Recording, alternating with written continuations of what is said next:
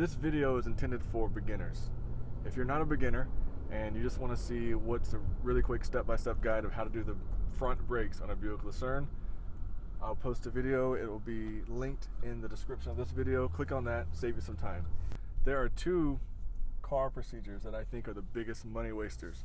That would be oil changes and brakes. Never pay someone to change your oil. You can do it for so much cheaper. When it comes to brakes, it's not rocket science. You can do it.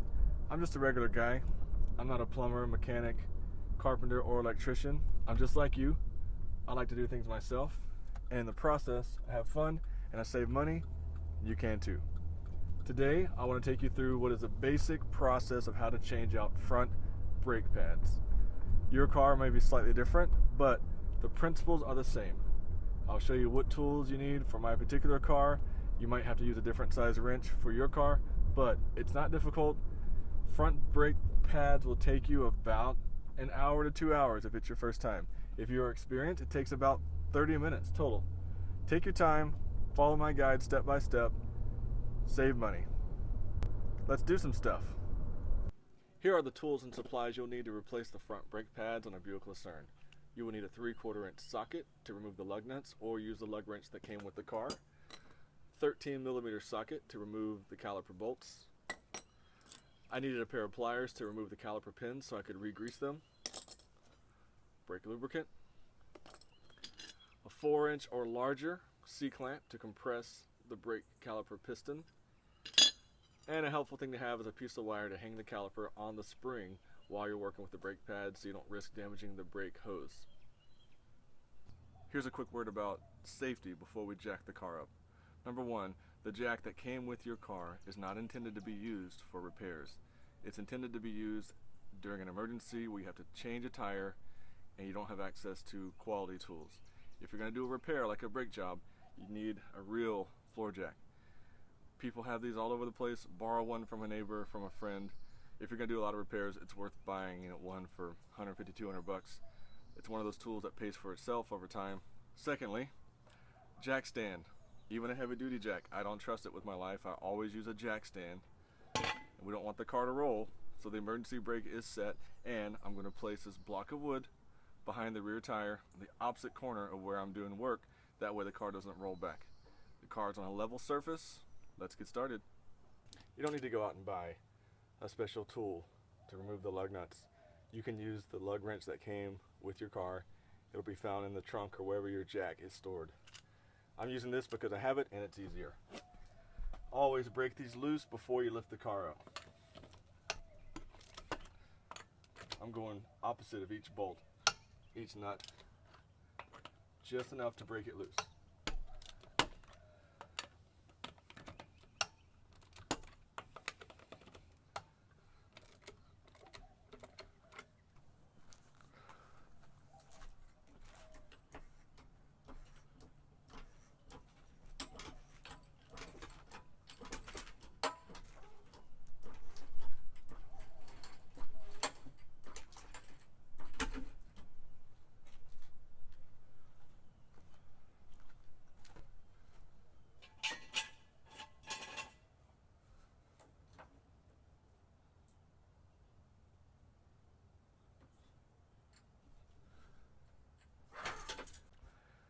I broke the lug nuts loose.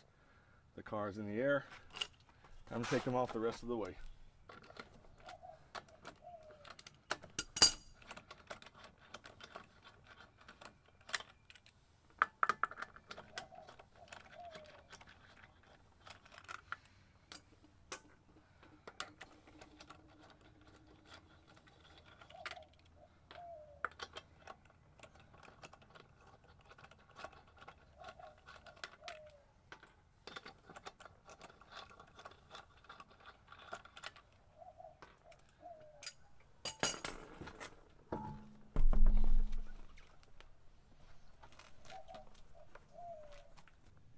This is the brake caliper.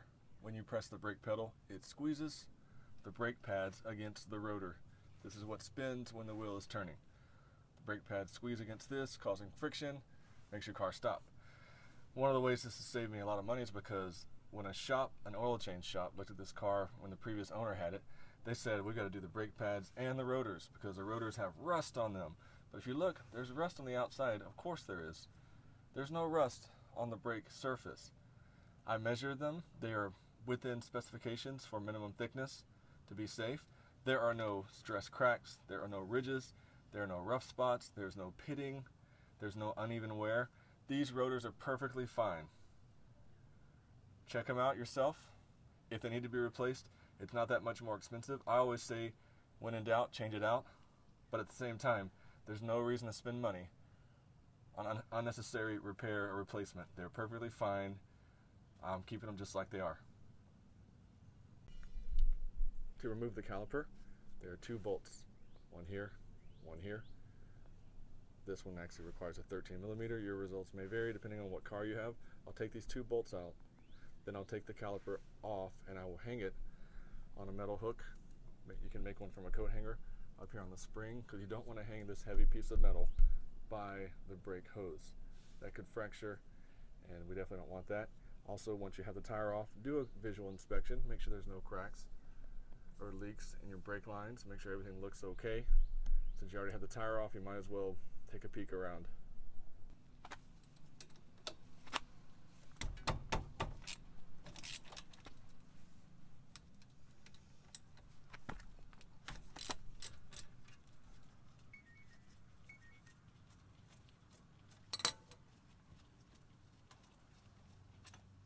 Here's one.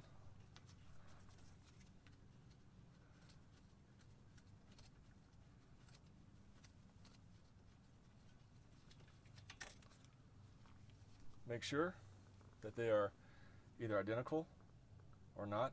If one is longer, make sure you put that one aside so you put the right bolt back in the correct hole. Now I can take this caliper off and I'll hang it up on the spring.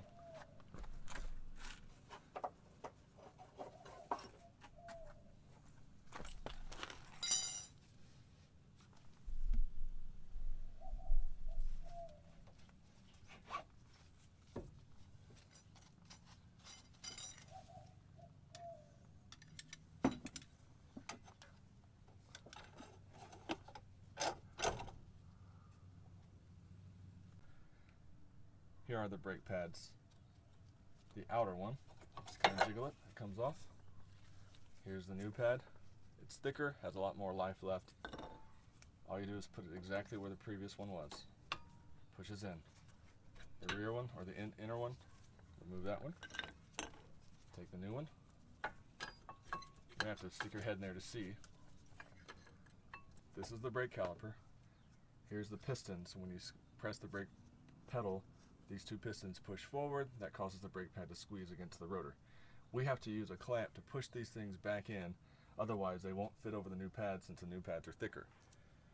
Some people use a pry bar and do it that way. You can do that. I like to take the old brake pad and then a C-clamp. These are cheap and easy to come by. And you clamp that down and you'll see it's going to squeeze those pistons back in. Take your time with it, no rush. We're pushing the brake fluid back into the brake system.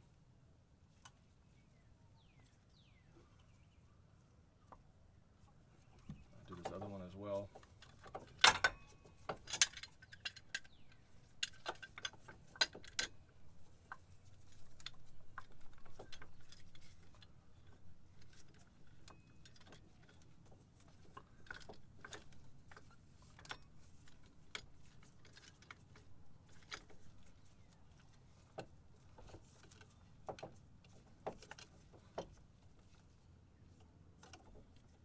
They are compressed.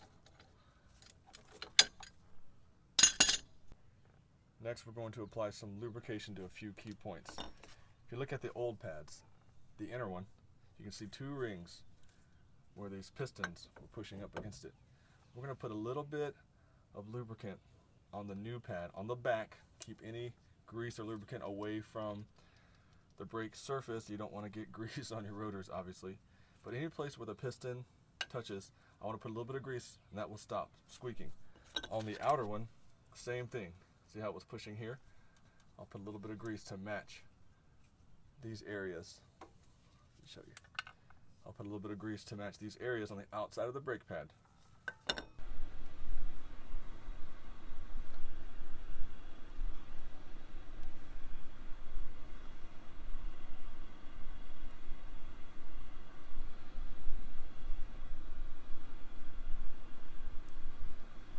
Wipe off any excess grease. I'm going to take off this inner pad one more time. This glove has no grease on it. Very important. Do not get grease on this surface. I want to match this. So I'll put a little bit here and here. Make my circle to match this one.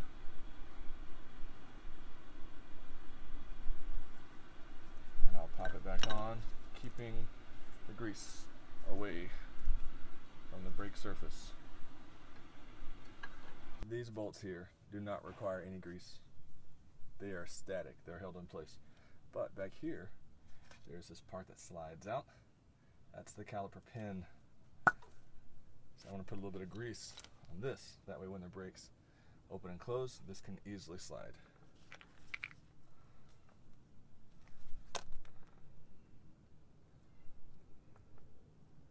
Doesn't take too much, give it a good cover.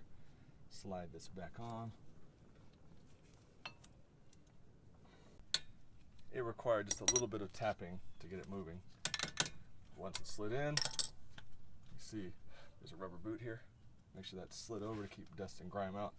Now, that's moving well. I'll do the same thing down here on this bottom one. The brake pads are greased appropriately on the outside. I've added grease to these caliper pins. And now it's time to take the caliper and slide it back on. Remove your hook. Don't leave that in there. Pivot this down. Make sure that there's no kinking on the brake line. This slides right over. Now I'll take my caliper bolts. Get it on the threads. Finger tight. Top and bottom. Here's the other one. You don't ever want to tighten one up all the way before the opposite side is in place. Take my ratchet, lefty loosey, righty tighty. That's nice and tight. Get the bottom one.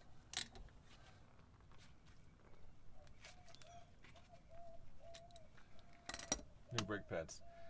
Do the exact same process to the opposite side. But for this side, we're done. Time to put the wheel back on. When you put your wheel back on, put the wheel in place, put all the lug nuts in place, tighten them up slightly because you cannot fully torque them down with the car being elevated on the jack. So what I did was I put them back on, got them, snug, tight, lower the car down, and now it's time to tighten these things up all the way.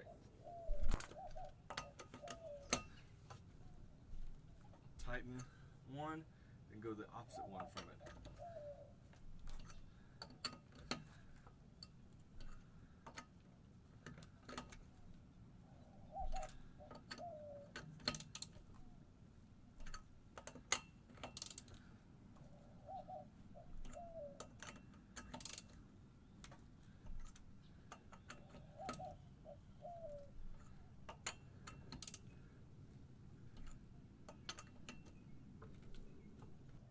Now, I'm going to do the exact same process on the other side. Number one, I break the lug nuts loose. Number two, jack the car up, put the jack stand in place to make sure that there is a chalk or block of wood behind the wheel. Remove the wheel completely, do the brake pads, reassembly. I've now finished replacing the brake pads from both front wheels. The lug nuts are tight, everything's in place, ready to go. Now there's a couple final steps. Number one, release that emergency brake. And number two, we're going to have to start the car and then pump the brakes, because remember, we compressed those brake pistons inside the calipers. Now we've got to give them space to re-expand to engage the brakes. Start the car. Okay, now, I want you to see my foot. Watch this. When I first pump the brake, it just goes to the floor. Almost no resistance. Keep doing it. Each time it gets a little more firm. That time's really firm. You'll feel it starts to feel like normal the more you pump it. And once you reach that feeling, you know all the brake fluid is back where it's supposed to be. Brakes are tight, everything's good. Take a quick test drive to make sure that everything's working properly. Now that these brake pads have been changed out, I can feel a pretty substantial difference in how well the car stops, how smooth it is when it stops. It just feels more secure, more sure-footed, and if that's what yours feels like after you do this brake job, then you'll know it was the right call to change the pads out.